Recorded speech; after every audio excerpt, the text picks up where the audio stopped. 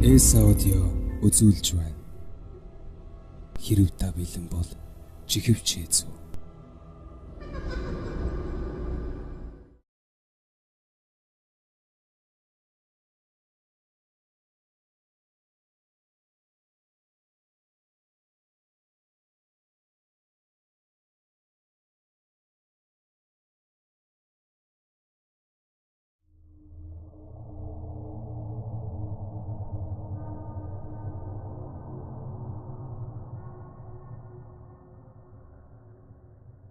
(1939 оны сүүлээр Зэрэн гэдэг айлынх Хөвсгөл аймгийн Мөрөн сумаас холгүйхэн цусдаг байж.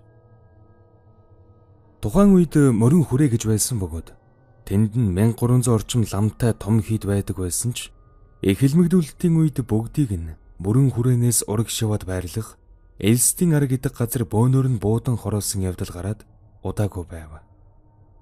Тэр аимшиг томорголон устгасан явдлын дараагаар тэр хавьд элдв хий юмс үзэгдэх болсон гэдэг. Байс хийгээд л ийм чим тэм чим харсан гэх зэргээр хүмүүсийн дунд явхан яриа гарна. Зэрэн энэ яриаг нь огт тоодгүй байжээ.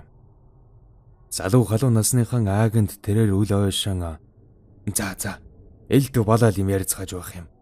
Худлаа ярьж нэг хөөр гэж дөвчгэнцгөөгөөд л. Гэх зэргээр зандрах маягтай аашилж элдв юмс харсан гэдгийг ярьж байгаа нэгний яриаг өгөөсгөх нь олон та. Гэтэл 1939 оны хаврын өдөр Зэрэн адуугаан хайж энэ тэрүүгээр давхсаар байгаад ололгүй шөнө болгожээ. Харанхуй нөмөрч үзэгдэх орчин бараантан байх үед тэрээр мордогон гэлдэрч явахтан айл байхыг үзэж адууныхан зургийг гаргах санаатай очжээ. Гэрт орвол нэг ширхэгла модон ширээн дээр асаасан байх бөгөөд хоймрын орон дээр нэг хүн буруухаараа твтчихсэн. Харин наан зуухны дэргэд нэг бүсгүй зуухрууган гөлрөн сууж байсан байна. Зэрэнгийн орж ирсэнд хинэнч хариу үйлдэл үзүүлээгүй тэрээр хоолоогоо зассан. За, сайхан хаварж иж байна уу? Мал минь тарган тавтай орвоо. Гэхэд сая нэг юм хоймрын орон дээр цаашаараа твтэж байсан хүн үг дуугар үг гин. За хурч явна та. Гэхдээ тэр хачин гэр хүнтэй минь бас мэдж байгаа хэрнээ орноосоо босохгүй. Гүй ядаж эргэж харсангүй. Тэгэхтэн Зэрэн жаахан гайхаж байгаа да. Хүн төвчтэй хүн юм байлгүй гэж бодоод тоосонгүй. Хэдэн адуугаан гайж явсаар боршин болгочихлоо. Танаа энүүгээр хүрэн азрахтаа адуу харагдаг үйз. Уг нь харсан бол их сайн мэдэгдэх юм бага. 7 бормор дунд нь явах ёстой. Гэхэд өнөөхөр энэ манайхаас урагшаа яваад 2 уулын цаана байж байна лээ. Гэсэн аж. Харин өнөөх зовхны дэргэд суух эмэгтэй төрөнөөс хойш галруугаан гүлэрсэн хэмэндийн сууж байгаад сайн нэг хөдөл үгэн. Зэрэн рүү харснаа. Ханаад явах уу? Шинээр энэ хавар хүн явхаа байлсан. Богждгөр үзэгддэг гэх юм билээ. Гэж хэлэхдээ Зэрэн тавхийн цочиж одоо энэ айлаас гараад харанхуйд гэрийн зүг мордгон гэлдэрнэ гэхээс хачин их айдас нь хүрээд эхэлжээ. Зэрэн толгойд өхөж би энд дээлтийн газар хэвтчихье. Маргааш өглөөхөд л гэж хэлэхдээ босгүй. Зөв гэж хэлээд бас ч хоймрын орлоо очин өнөөх буруухаараа твдэд байсан гэрийн өвөрт ороод хэвтчихв. Тэгснэн шууд л юугүй өнөөх хоймрын орон дээр байгаа хоёр эрэмийн ажил хийгээд эхлэв болол та. Эмэгтэй хүнийг эншин гэн ахтуу сонсдод явчихж. Зэрэн дотроо гайхаж намайг сэрүүн байгааг мэдэж байж шууд л үүлэн бурууны ажил хийгээд ямар сонин хүмүүс вэ гэж бодсон байгаа юм. Манер тэр хоёрын ажлыг дуусхийг хүлээцэн амьсгаагаан даран хэвдэж байгаад унтаад өгчээ. Гэтэл юу болсон гэж санана. Өглөө нь манер айлд биш. Гадаа морныхон эмээлийг дэрлээд хэвдэж байсан байгаа юм. Сандарсантан өндөж босоод иргэн тойрно харвал ойр хавьд нь ямар ч айл байхгүй байсан ба. Хөл дор нь гэрийн бөөр байжээ.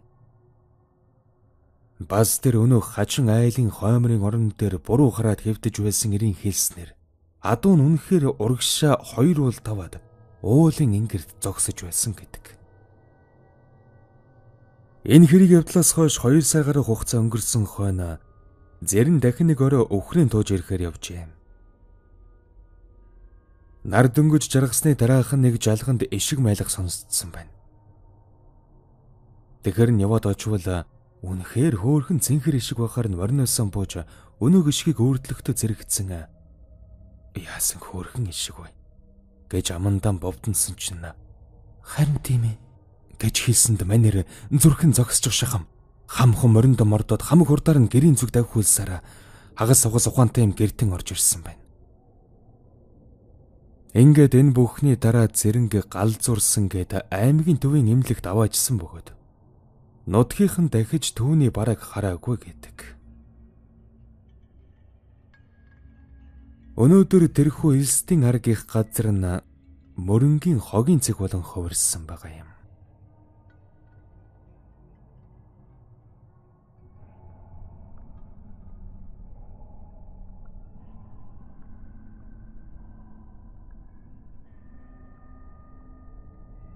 Одоогоос 6-7 жилийн өмнө 9-р ангид төгсөгч хэл байсан санагдаж байна.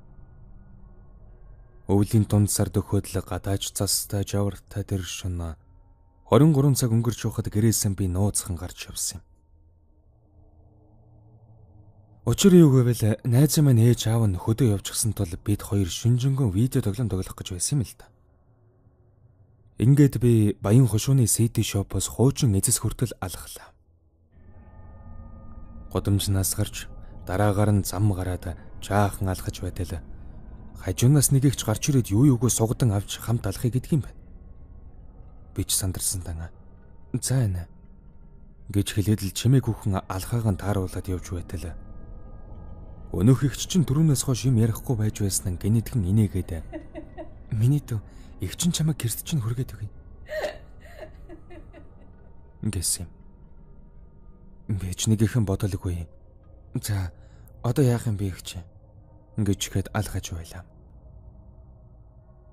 Өмнө нь 4-5 минут л алхаад хүрдэг байсан чинь энэ удаад амар удаан яваад байгаа юм шиг санагдаад л. Гэхдээ тэгээд нэлийн удаан алхлаа. За 7-гийн автобусны буудлаас цааш явбал бүр газар хорогддгоо. Уг нь бол яалтчгүй зүгээр алхаад л яваад байгаа юм л та. Тийм явж байгаад санаандгүйхэн доошо харчихсан чинь хамт алхаад байсан ихчийн хөл нь харагддаг юм байна. Гэхдээ зүгээр л юу ч харагдахгүй байсан. Би хайгаад за ихчээ. Одоо ингэж дүүн зам гарлаа.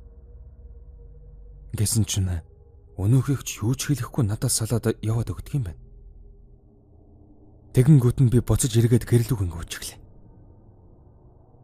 Тэгсэн хараас мөн овш чинь хонгороо гэд нэрээр минь дуудаад орилоод байдаг юм.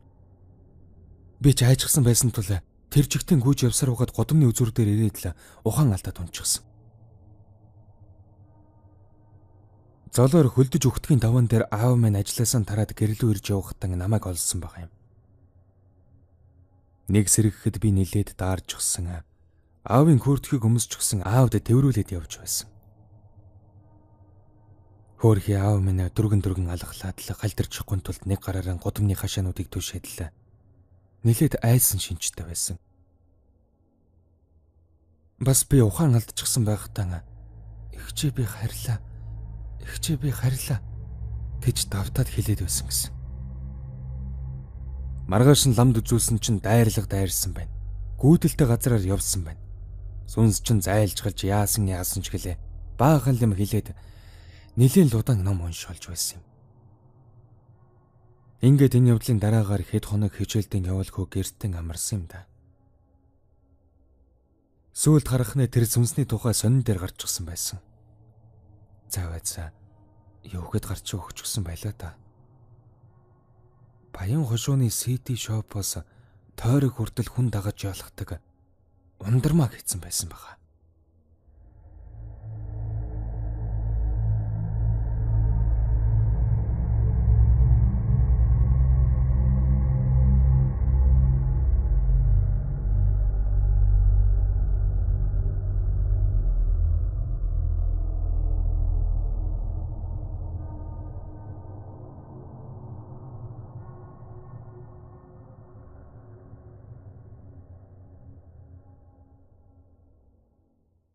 Хэрэв та дараагийн шин сонирхолтой бичлэгүүдийг цагааллгүй үзмээр байвал манай сувгийг subscribe дарж хажууд нь байрлах хонхон дээр дарахаа бидхи мартаарай. Удахгүй дараагийн бичлэгээр уулзцгаая.